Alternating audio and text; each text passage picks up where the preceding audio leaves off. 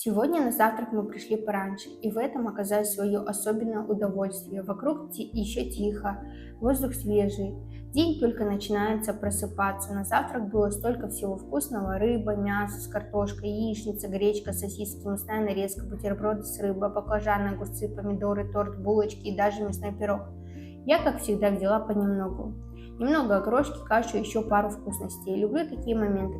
После завтрака мы мысленно собрались к бассейну. Вода, солнце и ощущение полного спокойствия, будто зовут меня снова. А сегодня территория отеля стала еще атмосфернее. В честь 9 мая возле кафе выставили старые машины. Некоторые стояли здесь и раньше. Давно не ела такое мороженое день и ночь от Умутки. Наш ужин. Рис, жареный с яйцом, рыба, курица в кисло-сладком и говядина.